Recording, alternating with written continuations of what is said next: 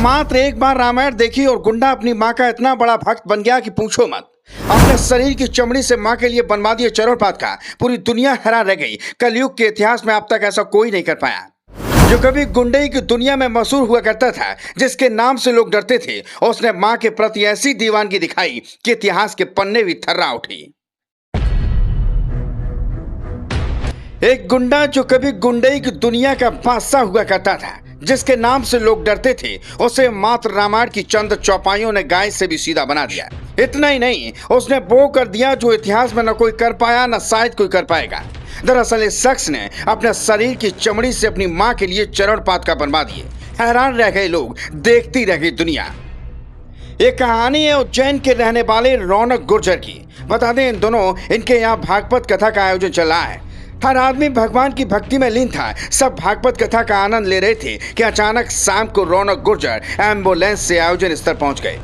लोगों ने देखा कि उनके पैर पर पट्टी बंधी थी तो लगा कि कोई हादसा हो गया होगा, लेकिन जब हकीकत सामने आई तो सब भौचक्के रह गए और अपने आंसू नहीं रोक पाए। बता दें, राम भजन के दौरान ही रौनक गुर्जर कथावाचक जितेंद्र महाराज के पास पहुंची। उसने महाराज से कहा कि रामायण से प्रेरित होकर माँ के लिए अपने शरीर की चमड़ी से खड़ाऊ बनवाए हैं, जिसे सुनकर हर कोई दंग रह गया। जिस माँ के लिए खड़ाऊ बने वह खुद दंग रह गई। हालांकि माँ निर्मला गुर्जर ने अपने बेटे रौनक को आंखों में आंसू लिए ढेर सारा आशीर्वाद दिया और प्रेम से बेटे द्वारा बनवाई गई चप्पल को पहना।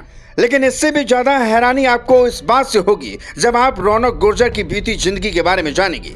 दरअसल रौनक गुर्जर किसी समय में एक हिस्ट्री सीटर बदमाश हुआ करता था।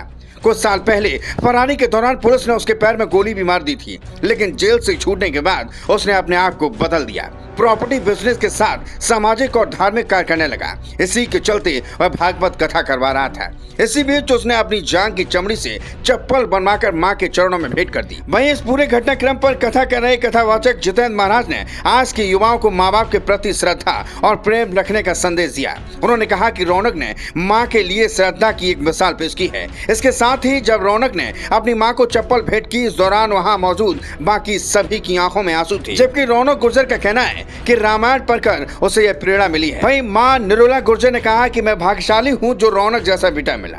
रौनक जैसा बेटा हर मां को दे। खैर, अब रौनक गुर्जर के इस कारनामे से वाकई हर कोई हैरान है और इनकी यह कहानी सोशल मीडिया पर चर्चाओं का विषय बनी हुई है। Bureau report.